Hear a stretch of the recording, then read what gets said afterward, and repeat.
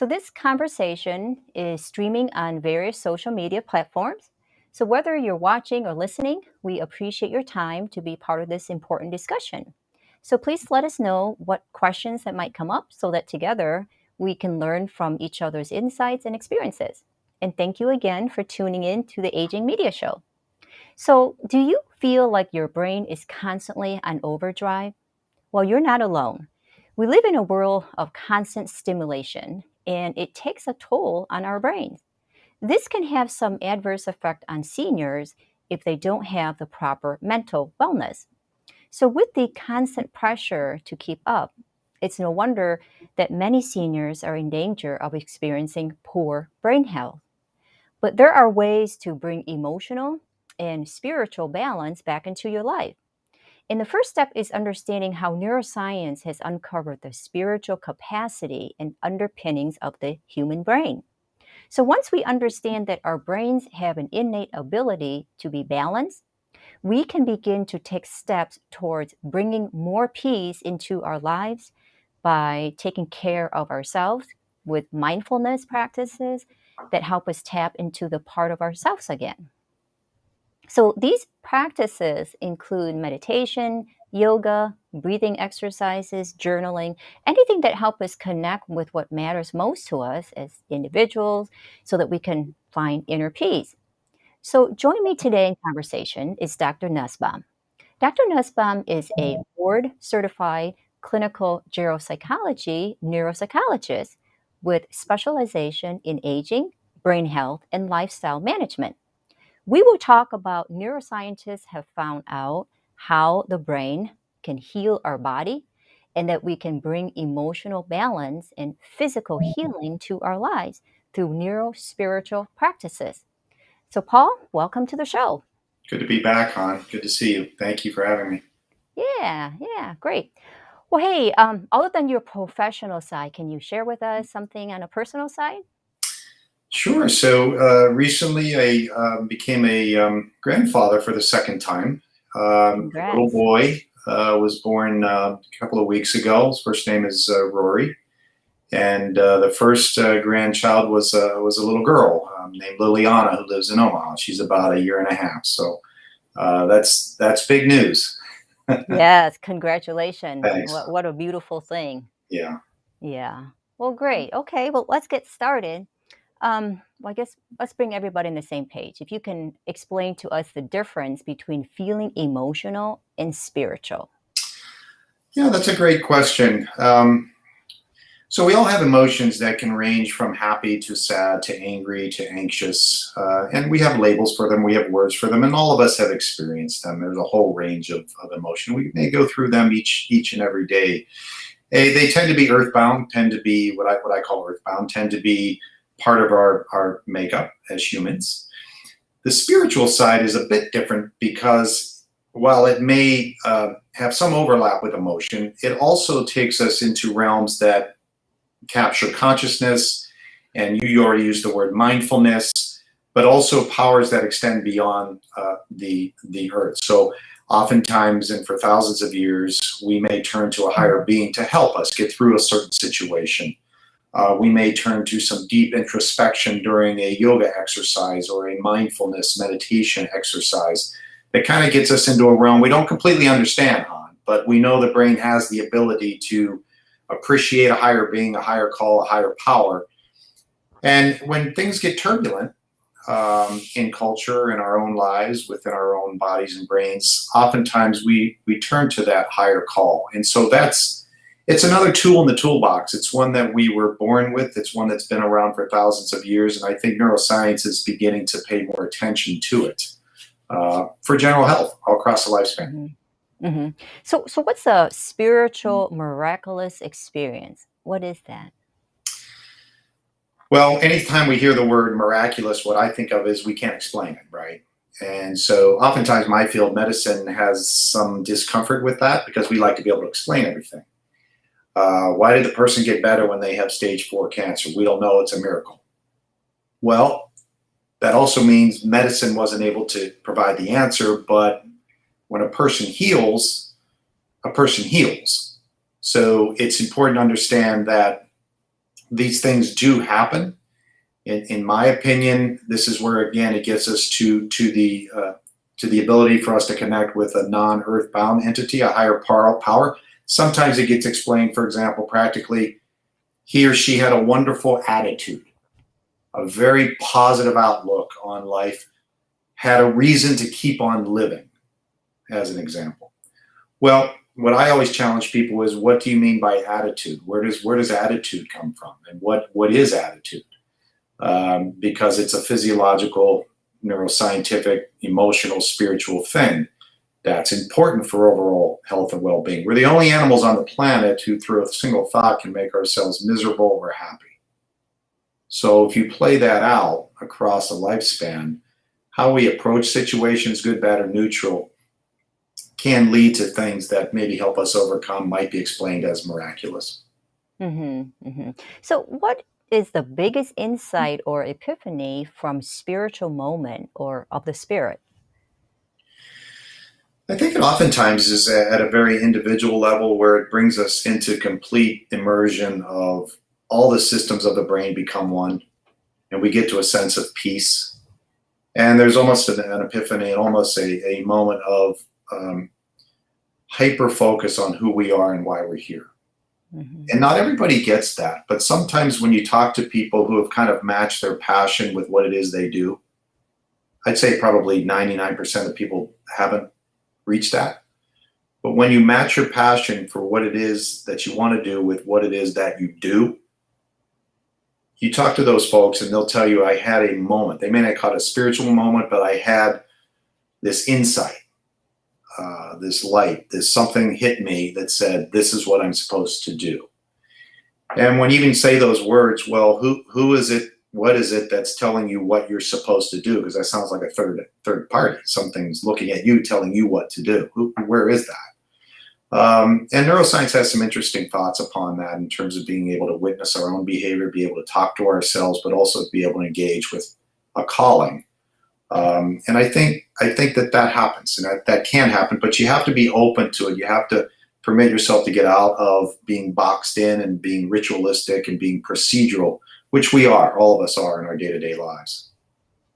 Yeah, absolutely. So, do you think there are lessons to be learned from our emotions and spirituality? Yeah, I do. I had a little conversation today with some folks about, most of us, even in medicine, we think about the brain as being this cognitive system, and it is. Um, but it's also in a very, very important, it's also an emotional system. We're talking today a little bit about emotional and spiritual system. It's a motor system, it's a relational system, and we tend to undervalue those quite a bit. So one of the major lessons is that as we think about these different parts of us, this is not an academic conversation, we're talking about ourselves, we can actually nurture those parts of us. And mental health, as you and I have talked about, Han, is really, really important. It's really important for older adults. And it's really important for us to have the ability to lead a lifestyle that brings us into emotional balance, where, we feel like what we're doing is what we're supposed to be doing, and that what we're doing has impact, and we feel good about ourselves. And when that doesn't occur, we can end up feeling anxious, have sleep problems, feel depressed or sad, have angst. Spiritual practices and emotional stabilizing practices help us to reach that. So it's a really cool time to be alive, because we're learning about insights into how this stuff works, and we're learning that we're empowered to nurture these parts of our being, parts of our brain, to really flow wellness across the body. Absolutely. Great, great advice.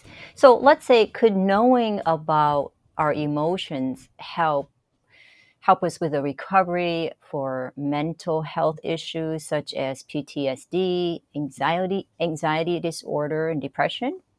Yeah, I think that's a really important question, because first of all, I had a little brain health moment today. I was sharing with some folks at a yoga class, and what I was trying to teach them was that we have a cognitive system and an emotional system, and oftentimes it's really hard to put words to emotion. And how do we know that? Well, there was a World Series baseball game the other day, but it could be any sort of great moment, okay? the media will run up and they'll ask the person, how do you feel right now? That's a very typical question. How do you feel? You just won $1 billion. How do you feel? And oftentimes the person will say, I can't put it into words. I'm just sort of in shock. I can't say. And that's a really important neuroscientific example of what I'm saying. It's hard for us to put words to our emotions. So step number one for your question is our practice of really trying to pay attention to what we feel, trying to label it, trying to describe it is a first step. I will say women are probably 5 steps ahead of men with this one.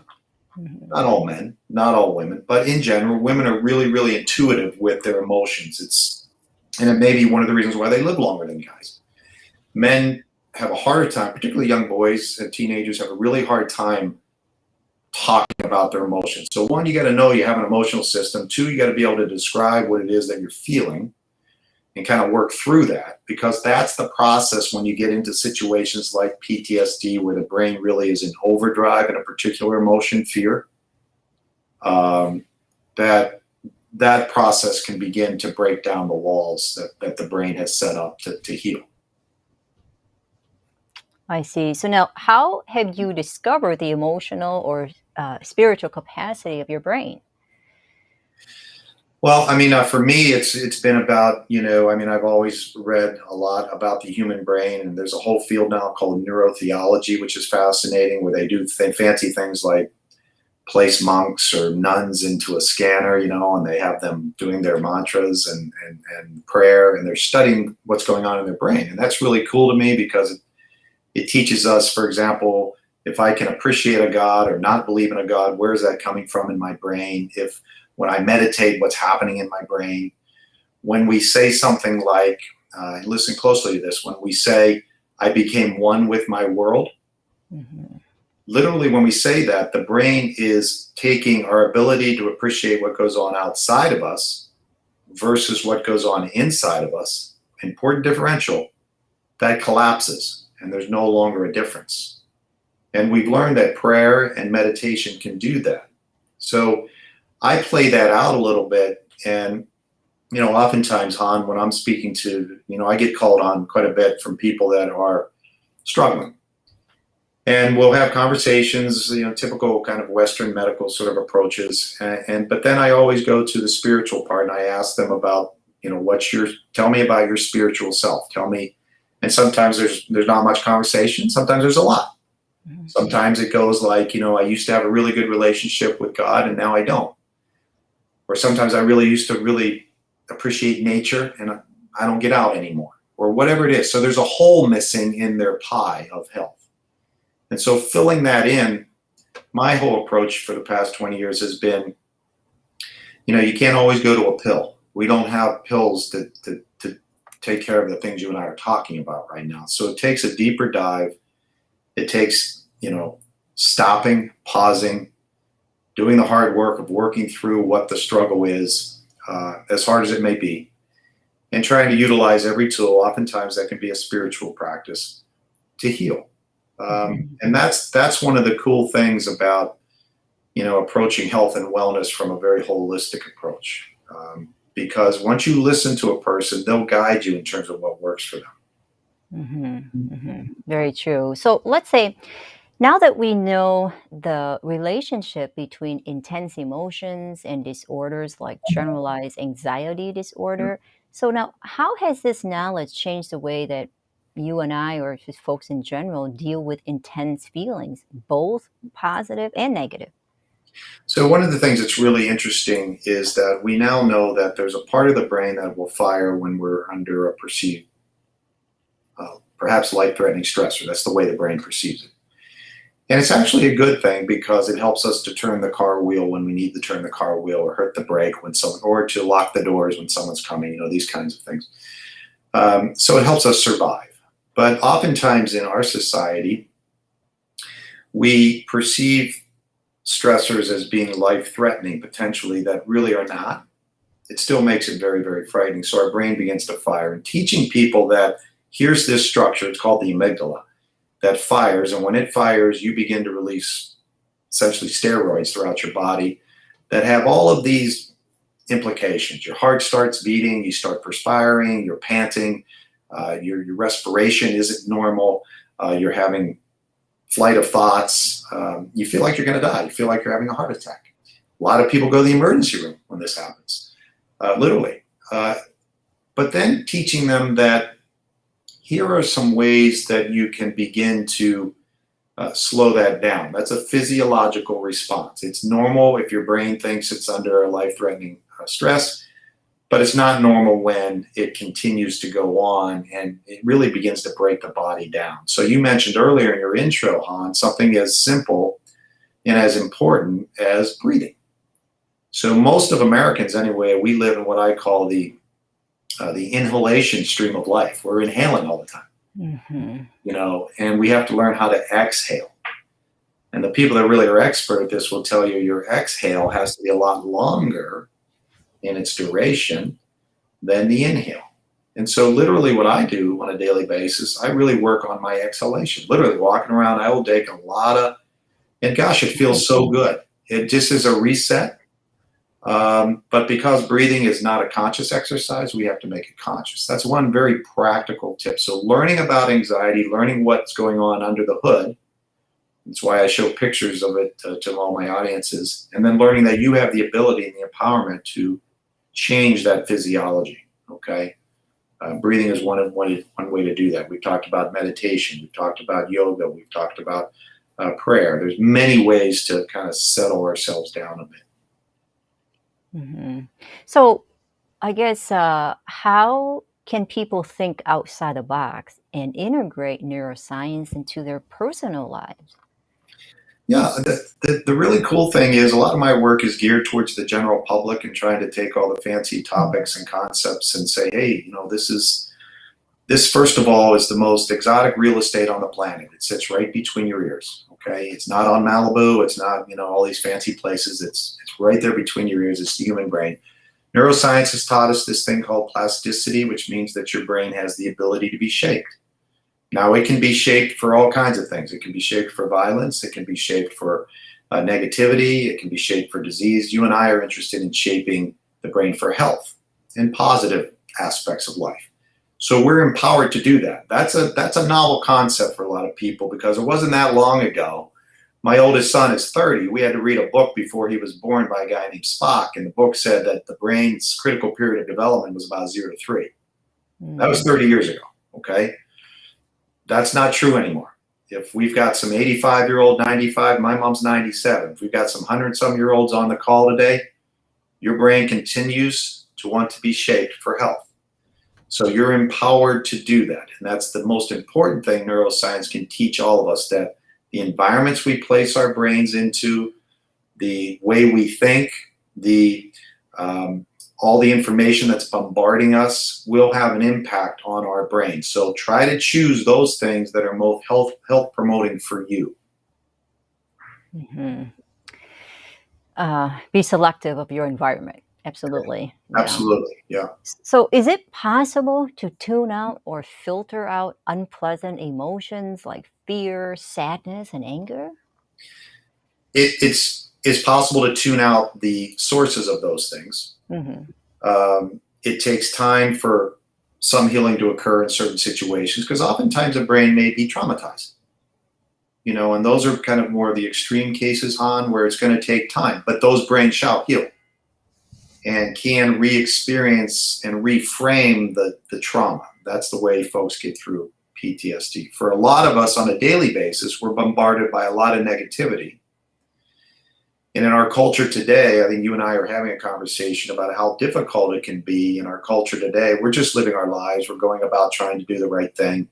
But we seem to be at a point in our culture where we're being bombarded a lot through social media, through news, through cable, what have you, with negativity. And oftentimes that drives ratings, or it's sort of more a default to be negative than to be positive. It's harder to be positive. But, over time, that really takes a toll on us physically and mentally and emotionally. And so that's where decisions can be made. I've made a decision to turn the TV off a lot more than I ever did in my life. So I'm really not paying attention to what other people want me to think. I'm trying to think for myself. Mhm. I'm trying to look at information and make my own judgment. And one of the practical ways I think we can all uh, think about, at least, is to not make decisions that are personalized.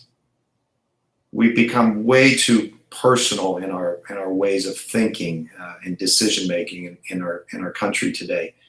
And when we personalize, we take something that can go from a honest discussion about differences to you are this or you are that, and that's when it becomes quite negative, quite caustic, and that does damage to our bodies and brains. Emotional pain, the brain doesn't distinguish emotional pain from physical pain. It does the same kind of damage, and so the short answer to your question is we are empowered to make important decisions about what we will accept that we want to process. And if you're going into a situation where there's a lot of negativity, don't go. Mhm. Try to remain within your own real estate. Try to remain positive and non-personal. Absolutely. So let's talk about the benefits. Benefits. What are the benefits do you get from, let's say, participating in meditation, yoga, and other spiritual activities? Oh gosh, there's been so much research on this as of late. You get cognitive benefits, first of all, in a um, sort of a systematic approach to, let's just say, yoga slash meditation, you know, over an 8-week period, for example, not a long time, there have been benefits to memory function. There's certainly been benefits to emotion, defined as reduction in presence of sad or depressed mood, certainly reduction in managing anxiety. Um, these are all, but also physiological things like blood pressure, like the ability to um, manage stressors that do come our way. Maybe before I go right to anxiety, now because of my practice, um, I'm able to manage this and problem solve a lot better. Okay, even looking at things like managing diabetes has been fun. So there's just it's really an awakening of how do we transforms our bodies towards health by using practices, at least traditionally, we haven't done a lot of in the United States of America. So that's why there's this whole mindfulness revolution that you've seen. That's why yoga is, you're seeing it in professional athletes, you're seeing it in entertainers and people that have high powered jobs. But for people like me on a day-to-day basis, it's very beneficial. So it has tremendous benefit, both physiologically, mentally, and cognitively. hmm Yeah, no, I think the past 20 months or so had shown the problems and also the need for what you're describing. Absolutely. Yeah. Yeah, I think So, that I think one of the challenges for all of us, and one of the things that I've learned on in listening to a lot of people across different sectors of society when I go in to talk about, for example, the psychological aspects of COVID. Now, within the senior market, imagine, my mom is 97, but there's a lot of individuals on the call today and family members who have older parents, maybe, and what they went through during COVID and being locked down and isolated and not being able to touch. Something as simple as touch is so important to us, particularly for an older person. And you already, we've talked more in the past about loneliness, how it's an epidemic in our country and it's as dangerous as cancer and it's killing a lot of people. And we don't talk enough about it. But, I think we're at a time where we need to have open conversations about how we're behaving. And in my humble opinion, when we see certain behaviors, that really isn't who we are. We are a good people. We're a compassionate people. We don't insult others. We don't feel good about that. We don't call people names. There's a lot of that out there. There's a lot of that coming at us. There's a lot of people trying to get us to divide. And the brain doesn't want to divide, it wants to unite. And by and large, the vast majority of us are very good people who are loving people and compassionate people. And what I try to do is get everyone to remember that and not to be swayed by folks that maybe yell the loudest or try to get us to change our behavior for their benefit, for their agenda. Um, as I said before, I think the vast majority of us are trying to get up each and every day, trying to teach our kids, trying to get bills, trying to be kind. And I think that's why, for me, this spiritual realm of at least how I try to teach a brain health lifestyle is becoming more and more important, because I think it's very necessary in our culture right now.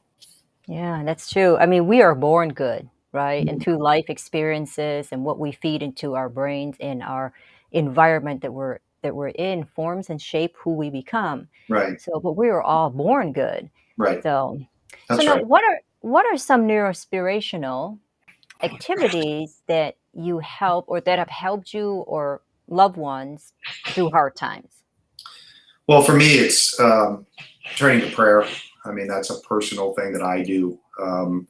I haven't always been the best in terms of practice of a religion or prayer, but as I get older, as I've studied the brain, again, I like to have a big toolbox out there. Um, and that one is primary for me because it takes me into a place where um, I'm completely humbled, which is important, and I'm asking for powers and grace that maybe I can't get myself. I'm fortunate to live in an environment that I chose to live in, where I can appreciate nature and things like waves and the sun and animals, and I sometimes find a lot of solace there, Mm, quiet moments. And one of the things I try to teach people is that your brain's similar to the universe; it likes rhythms. And so, where you find rhythms, be it in waves or stars that come up each and every night, or the sun rises, it sets, the moon comes up, these are rhythms of the universe. And so, finding those rhythms, your brain will react well. Wind. A lot mhm. of people like to take hikes or ride a bike. And wind sometimes can be some of these things that just quiets us a bit. Um, And so we have our opportunities. They're out. Things are out there, but you kind of find what's best for you and try it out, and know that you're nurturing these beautiful parts of you to kind of bring healing to you. And once your brain heals emotionally and gets balanced, the rest of the body will follow suit. That's the way it works. It's not the other way around. Right, right. As you were describing that whole process, I think of it in terms of kind of um, settling your soul or cleaning your soul. Yeah. There's that inner peace in your soul. So I Yeah. echo, yeah, I echo No, what you're and just saying. that's right. And that's why literally the the window into this shaping of the brain that we're talking about, be it emotional systems or spiritual systems, the soul, is to do what grandma taught us. It's to practice daily acts of kindness. It's to practice forgiveness. Now we're coming up on a wonderful, I always use this one of my talks on, we're coming up on a wonderful holiday. It's called Thanksgiving. And if you want a window into the psychopathology of your family and my family, it's called Thanksgiving. Okay, that's when everybody gets together and we bring all of our warts and all the goodies, and and it's fun, but at the same time, it can have some struggles for people, and it's a wonderful time to practice forgiveness. And oftentimes, forgiveness can be practiced right within the family. And as I was taught one time, forgiveness is not "I'll forgive you, but I don't forget." Right? Mm, That's not forgiveness. Because if you don't forget, you're still going over the neural circuits in your brain, where the toxicity can occur. So, acts of kindness, patience, love, particularly for those who you may think don't deserve it. Um, these are ways that have always been empowered to behave. That if we can do that more now on a daily basis, that really leads to a major piece of brain health. so true. And when you talk about, and I don't forget, well, you don't have to forget, but as long as you come into terms with that wrongdoing and forgive Mhm. and separate, I guess, the doing or the wrongdoing from the doer and come Right. in terms of peace with both. And Right. you may not forget, and that's fine. Right. Because what Yeah. you've just done there is you've removed the emotional toxicity with that memory, which was real. Maybe I was harmed in a very, very real way. And maybe I had a very normal reaction to it that I should.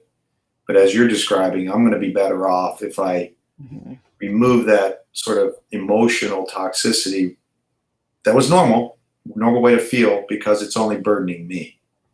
It's Yeah. not hurting anyone else. It's hurting Right. me. Now that's hard to do, hon. I mean, Mhm. that there's a reason why you get a big benefit from forgiveness because it's such a hard thing to do, but it's well worth the practice. It is. It is. And when you say, um, not forgetting, I think if you choose to live in it, you know, you're only poisoning yourself. Right, And the doer may or may not have even given it much thought. right. So, That's so you right, got to protect your brain, your soul, your healing, right. and be selfish about it because you're That's a doing this great for yourself. spot on. Yeah, when you were talking to just there, that's what I was thinking. It's really important to maintain our real estate within our ears, the brain, because then you're going to be so much better for everybody else. It's a you have a lot of topics on caregiving, and one of the things you've talked about is that a great. It's hard to be a caregiver, and a Mhm. caregiver will break down. So to be the best caregiver, you got to be strong, and so taking care of yourself first is selfish, but it's selfish in a positive way. It's to be the Right. best you can be to help other people. Absolutely. You You're can't spot give what on. you don't have.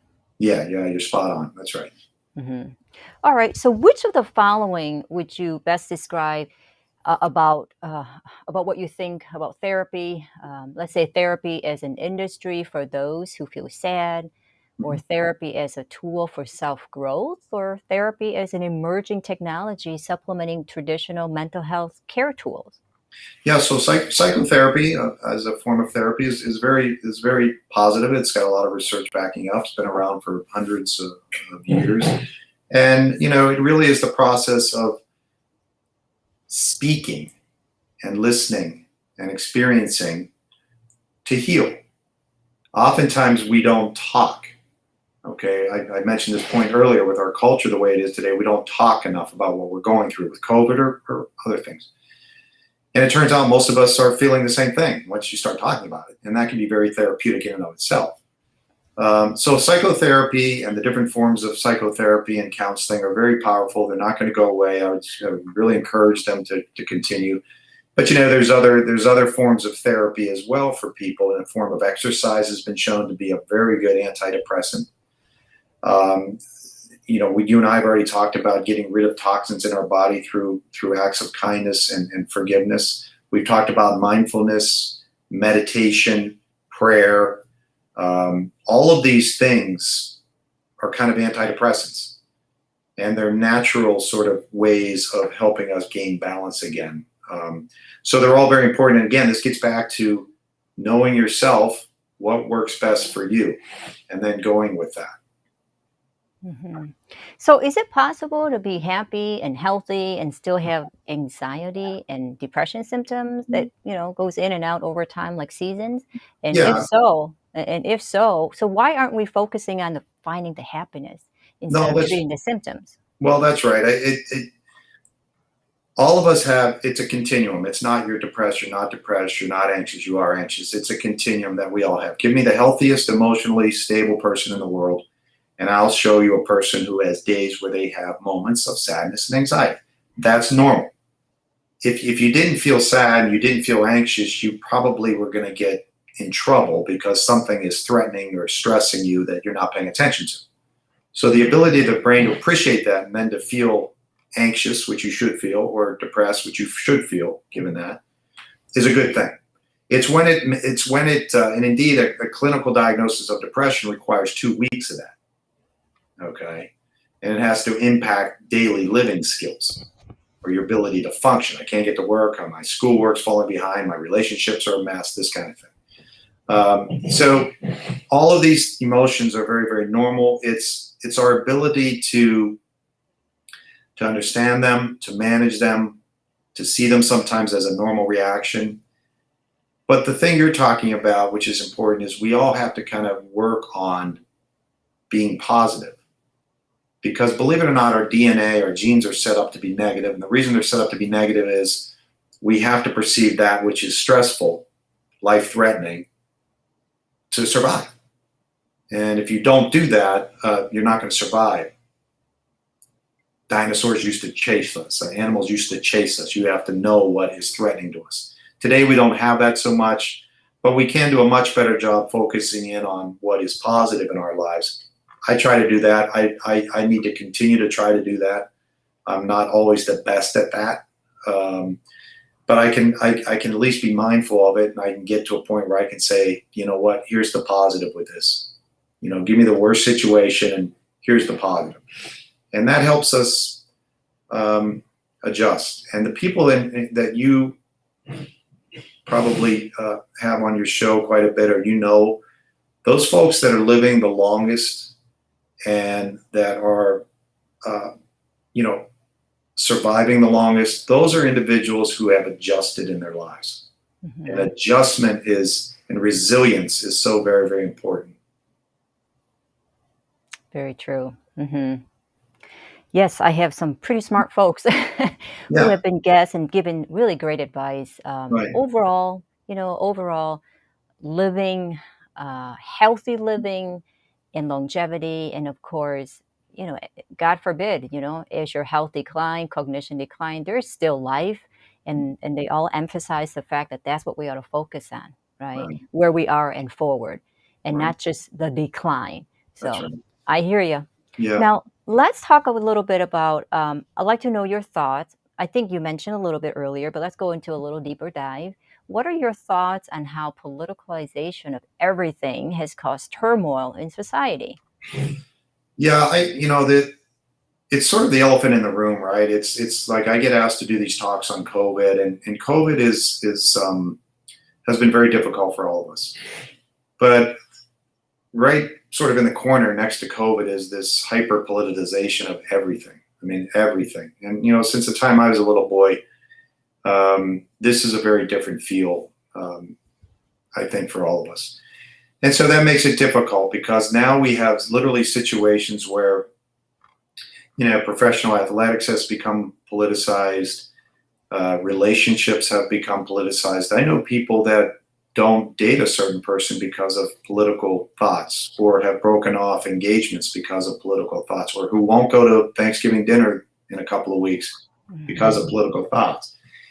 And, as a psychologist, that's not healthy. And so the thing that I'm trying to get folks to do is to think about this. It's a great question. You're helping us think about it, to talk about it, and to understand that there was a day when we could have differences of opinion and not personalize it, and then go to dinner. There was a day, and it wasn't that long ago. And, everybody should go vote. But in the meantime, debate policies and think about policies and contribute to policies, but don't personalize it. Nobody's a Nazi. Nobody is, a racist. Nobody is the devil because you have a certain thought. At least the majority of people are not, okay? We might have a difference of opinion, but this gets us back to acts of kindness. And we've gotten to a point now where it's gotten physical, it's gotten in your face, it's gotten threatening, and that's not who we are. And there again, the vast majority of Americans and people across the planet, they're not bad people. They're not threatening. They're not physically assaulting people. And so we have to be very careful with who it is that's trying to get us to do certain things and to think certain ways and to get back to who we are. And, Han, I know you a little bit. I don't know you that well. I don't know most of the people maybe that when I go down the road here, but I'm willing to think that they're not much different than me. They want good things for people. They want good things for their family. They don't want to hate. They're not hating people. They're not aggressive people. They're not angry people. But we've let ourselves get into a position because of the media bombardment, because of the messages that are hitting us so often, of feeling anger. Non-angry people are feeling angry. Non-depressed people are feeling depressed. And so that's where I think we need sort of a groundswell of everyone saying, let's just take a deep breath. Let's get back to being who we are. Let's block out the messengers that are trying to divide us. Because at the end of the day, we're the same. We're the same. We're the same people. We're the same family. We're humans on a planet, and that stuff is important to remember. Very true. And I think if we alienate folks with different politics and religion, that's over half of the world. It's a Right, lonely life, and it's a right, very a life with a lot of hatred. a lot of Um, hate. Yeah, and that's not so good. right, right. Um, so do you think that we can ever work together as a country, united, without so much decisiveness again? Oh gosh, you got to hope so, right? I mean, you've got to believe that. You can't. I'm a person who, and I'll bet you, I'm describing most people that are on your show or most people across the planet. When we interact with one another, we learn about one another. I don't look at you and see a different gender or a different skin color or a different age or a different religion or a different this or a different that. I want to know about Han, okay? And that's the way I treat folks, and I work hard at that. And I really don't want to be in a situation where folks are going to think differently because this person only makes so much money, that person only has that many years of school, this person is a different color skin, this person has different politics, this person is religious, not religious. We got to love everybody because everybody is worth loving. And it may sound corny, and I'm an academic and I've got all these academic credentials, and I'm telling you, this is where we need to be. It's not the fancy high-tech stuff. We got to get back to basics of just being kind to one another, listening. And anytime a conversation or a feeling goes personal, back off, because it's not that. And so I have a lot of concerns just from the psychological tone and tenor of our country right now. I did my little part. I try to, when I have my talks and have these kinds of opportunities, I try to raise these things, because this is still the greatest country on the planet. People come here. Freedom is critically important. That's not a political statement. That's a health statement. And we have to be, open-handed to everyone that's here. You have to have order. You have to have laws. There has to be a structure.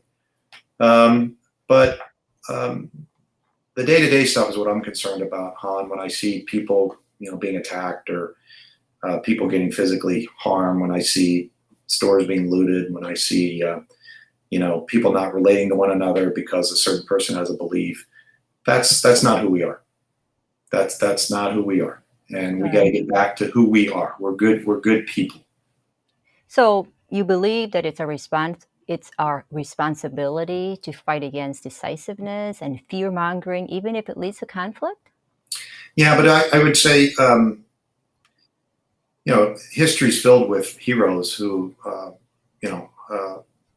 Gandhi, you know, folks who have had civil disobedience, if you will. The way I think about that is we have to be able to be confident to assert goodness. And this is where that higher call comes. This is where it's non-earthbound. You may take everything from me as an example, metaphorically, because I have the courage to say the things, maybe I'm saying right now. But you can't take my soul. You can't take who I am, you know. And if we're afraid of standing up and sort of in a respectful, dignified, positive way of speaking, then the answer to your question before is going to be no. I don't think we're going to be able to come together as a country because we need people to say who we are and not to be afraid to say, look, this is who I am. We're not an angry country. We don't hurt one another. That's not normal. and it causes a lot of psychological problems. There's a lot of anxiety out there right now, Han, because people don't Mhm. feel like they have control. They don't like the direction things are going. And that's not a political statement. That's we don't like to be in an environment. Who likes to be in an environment where there's a lot of angry people or where there's a lot of fighting going on? And nobody does. Yeah. And so we have the power to change that, and it can be done in a very appropriate way. And it comes from small acts of kindness on a daily basis. Yeah. What wisdom. I love it. I appreciate your time passing on, from a scientific perspective, but also from a humanity perspective and a spiritual. I think we all need that. So I appreciate it very much. And do you have anything else that you would like to add? It would just be that look, I want everybody to feel empowered that they can shape their brains and shape their environments and shape their children and their families in a very health promoting, brain health promoting things we talk about, Han, very loving way. And we do have the ability to make this an even better country for my two grandchildren that we talked about in the beginning of this show, and for everybody's grandchildren. We really have that ability, but we gotta get back to who we are and be the loving people that we are and treat people with respect and dignity. And always remember, unite, don't divide, unite. Absolutely. And I hope whether you're listening or watching, it's clear now that neuroscience has uncovered the spiritual capacity and underpinnings of the human brain, revealing that we are capable of healing our emotions and spirituality. So, if you're interested in exploring how neurospiritual practices can bring emotional balance to your life, reach out. And I thank you so much for listening. And until next time. Thank you.